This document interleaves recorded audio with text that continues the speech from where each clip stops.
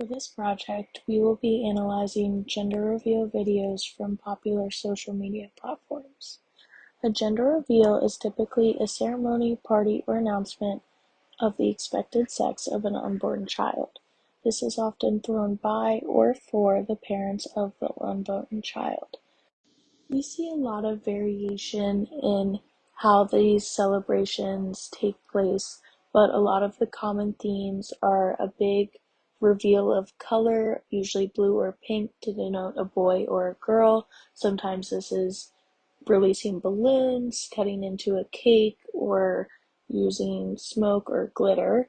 There's sometimes gendered themes such as boots or bows, cowboy or cowgirl to denote the sex of the unborn child, and sometimes even family members guess or bet on the sex of the child. Despite the variation that we see in these gender reveals, the main aspiration of these parties is almost always to allow the parents to celebrate with family and friends.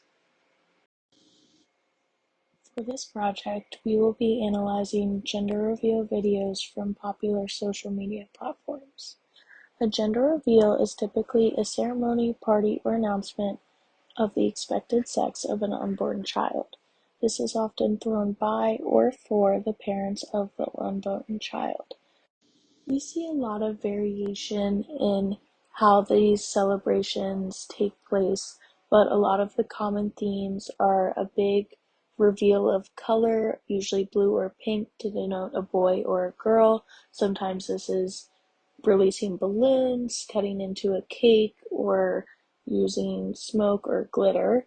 There's sometimes gendered themes such as boots or bows, cowboy or cowgirl to denote the sex of the unborn child, and sometimes even family members guess or bet on the sex of the child. Despite the variation that we see in these gender reveals, the main aspiration of these parties is almost always to allow the parents to celebrate with family and friends. For this project, we will be analyzing gender reveal videos from popular social media platforms. The first article we looked at was Ashley Jack's The Gender Reveal Party, a new means of performing parenthood and reifying gender under capitalism. The author views gender reveal parties as the result of social and class pressures on the parents to demonstrate their status as good, affluent parents. At the same time, she explains how these parties are an attempt to reify gender through binary assignments and the performance of the parents at the party. One of the key ideas is reifying gender enablism.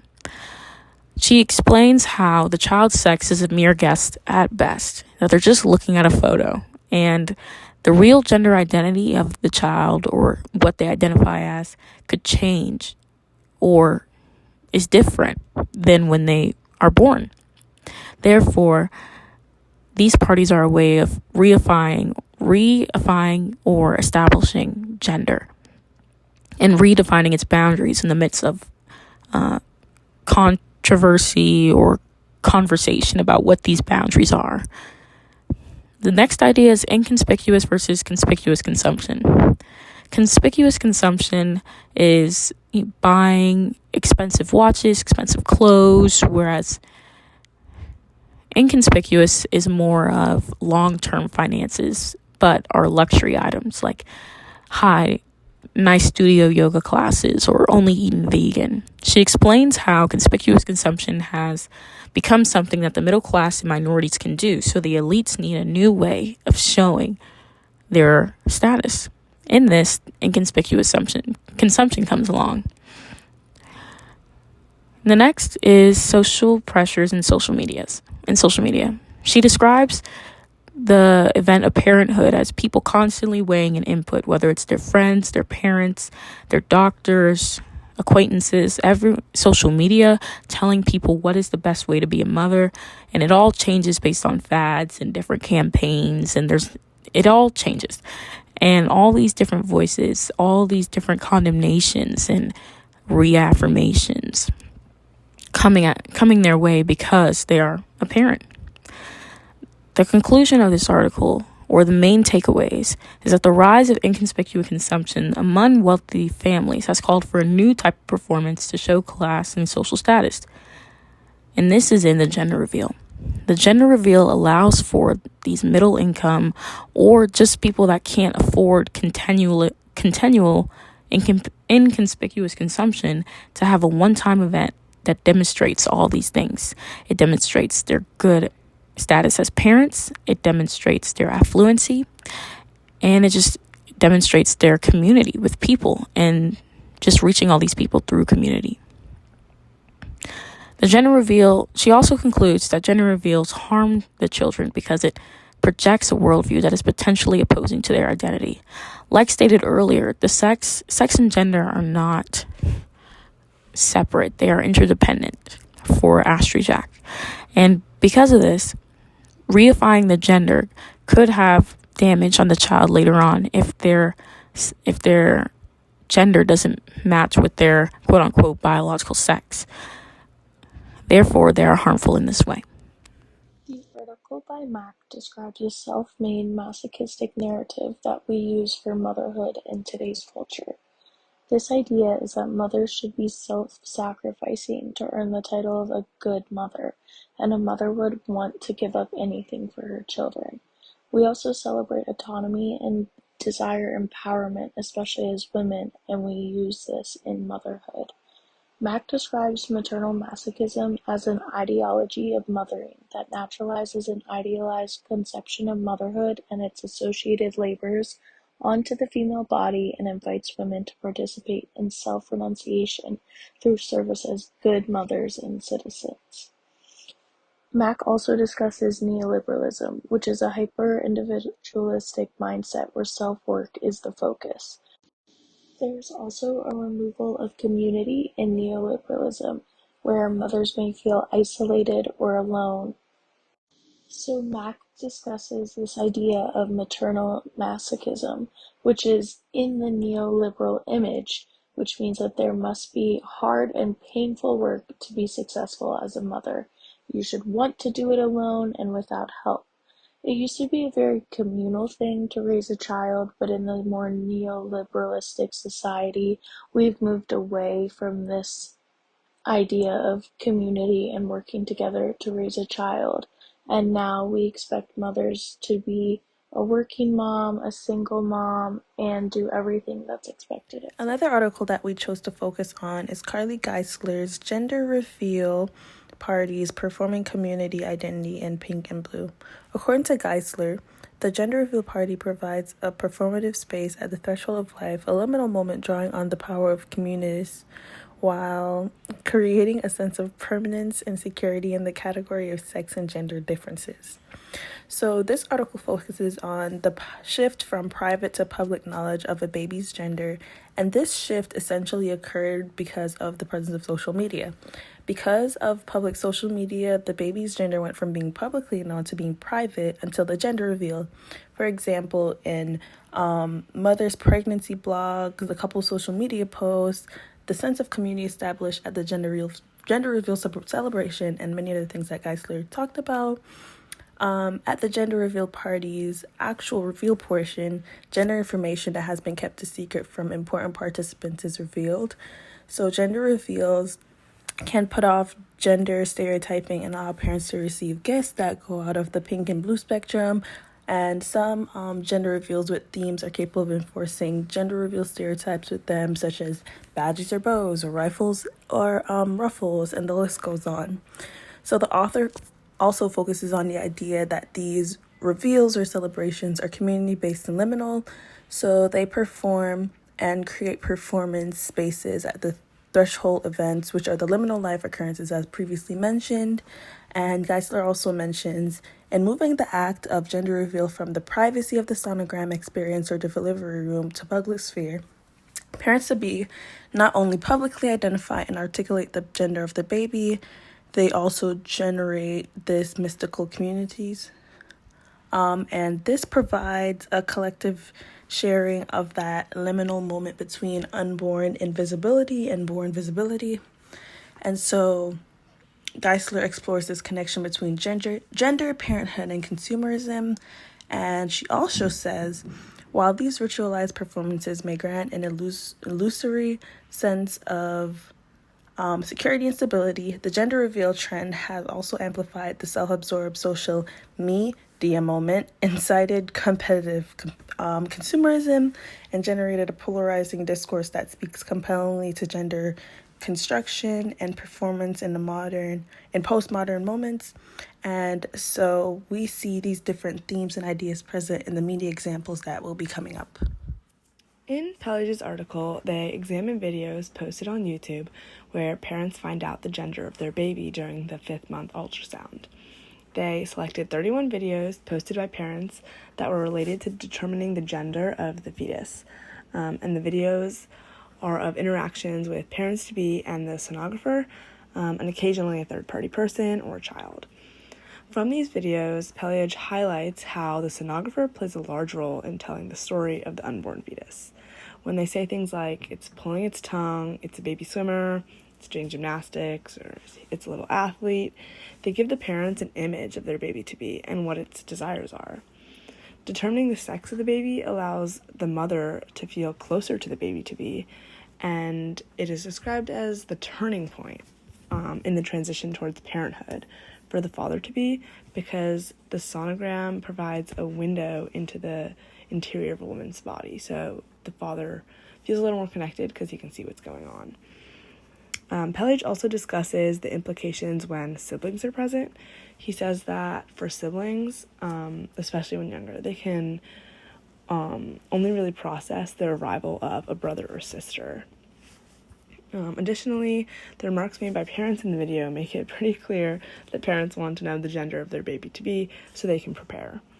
Picking out a gender-specific name is important for a lot of parents, and a large method of consumption for parents-to-be is spending on gender-specific toys, clothes, and stuff like room decorations.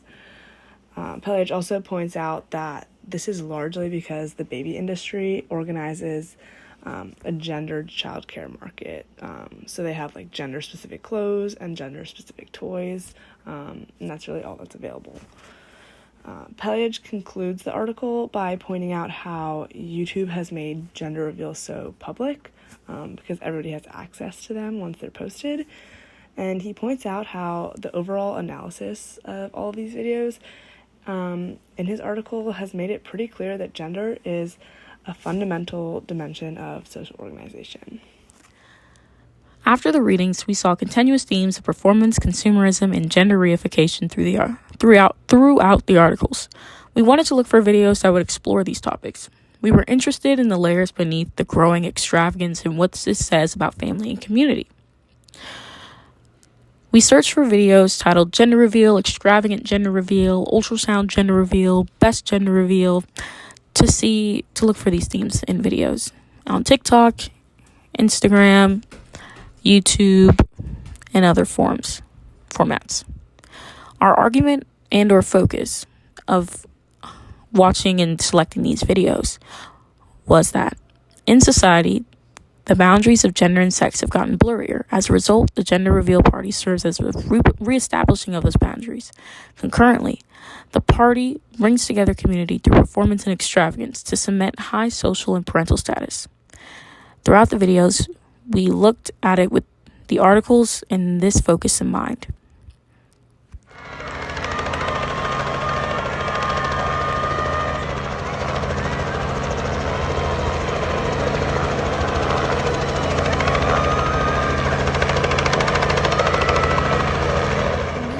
We decided to showcase a more extravagant gender reveal. In the 15-second clip that we attached, a helicopter can be seen participating in a gender reveal as it releases dust onto a field so that the family members who are present can know what the gender of the unborn child would be. There are many family members present in this video, and none of the family members can be seen as showing a visible level of being upset about what the gender is. Dad is not in the frame of the video, but the mom, who is wearing a light blue dress, can be seen, and she seems to be very excited about what the gender of the baby is. Essentially, Geisler's idea that a shift occurred from the private to the public is present in this gender reveal. In the video above, as I stated before, Des is released from a helicopter, and family members and friends are able to rejoice and take in the new information. This aspect of the gender reveal is made public because the family members or the extended family members are able to get information about the new addition to the family.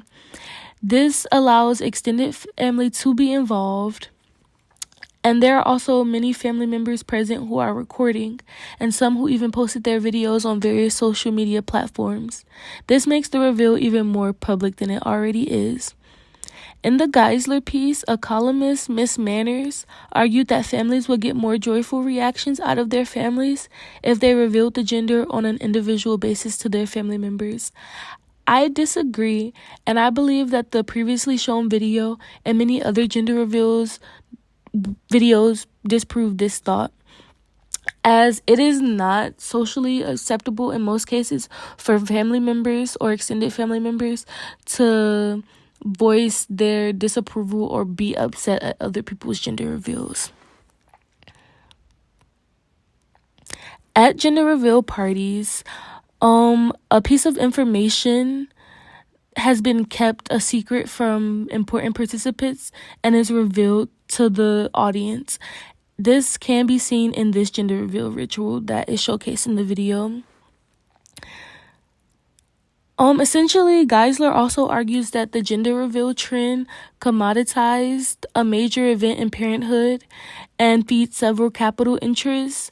So she used examples like Cake Boss and decor companies and how they essentially make a lot of money off of these events to also emphasize the trend of competitive consumerism.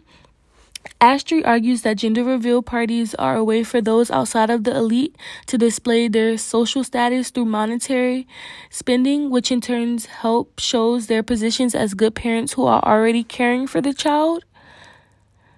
We've essentially moved from these previous private announcements of intimate celebrations to gender reveal parties that now reach an audience even beyond family members and friends, while also falling into this capitalist competition. It is also important to note that this big gender reveal that was posted on many different platforms of social media was also in a big New York City park, so there were family, friends, and other spectators just waiting to see the baby's gender and seeing this big display for the unborn child and possibly assume the parent's social status and this role they play to ratify gender under capitalism and participating in competitive consumerism. In this video, the mother and father of the baby-to-be are at their 5th-month ultrasound visit. They're there with the mother's sister, who is finding out the gender so that the parents can find out the gender later on at a more extravagant party. As the mother and father watch their baby-to-be, they make comments like, "Oh, our baby has an oval head," and then the sonographer chimes in and adds, "That means it's really smart." And then later on, when they see its hands are together, the sister says, "That means it's saying a prayer." This video is pretty relevant to the Pelage article because in the videos, the parents attribute characteristics to the baby-to-be, like how it will be smart or possibly religious. It is also clear that the sonographer plays a role in developing the story the parents-to-be have developed about the fetus when she chimes in that the baby will be smart. When the parents first are looking at the sonographic images, their faces light up with joy, whereas before that, they're pretty serious. This is in line with Pelage's claim that the father feels more connected to the baby-to-be upon seeing the sonographic images because he can feel more connected with the baby. A major difference between this video and the ones referred to in Pelage's article is that the gender of the baby is not actually revealed in this video.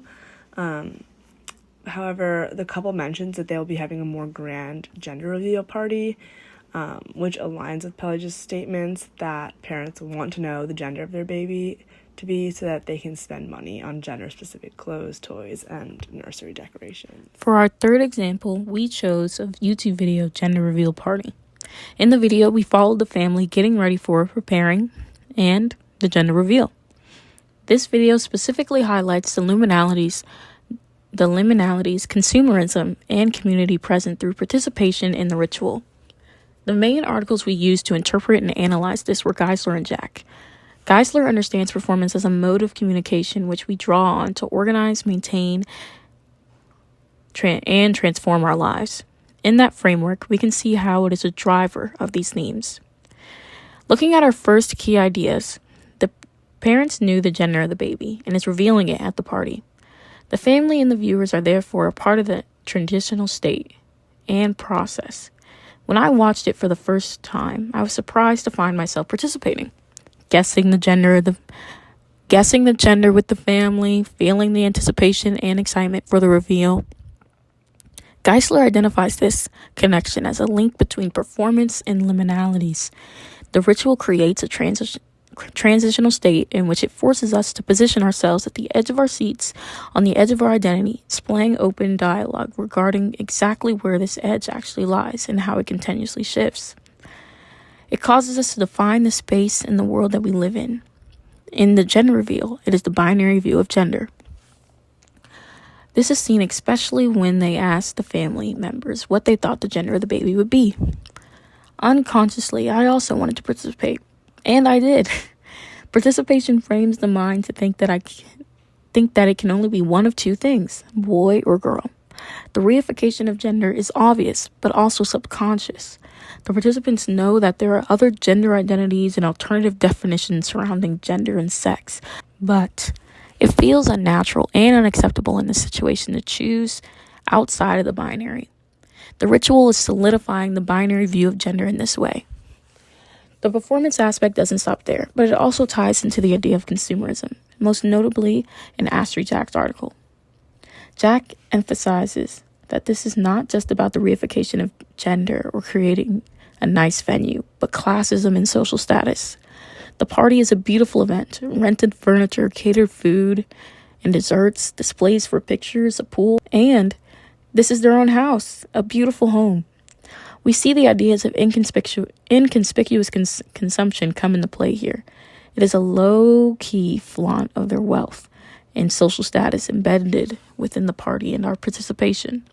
Another idea present in the video is the idea of a healthy baby. Most importantly, we want a healthy baby, was said occasionally.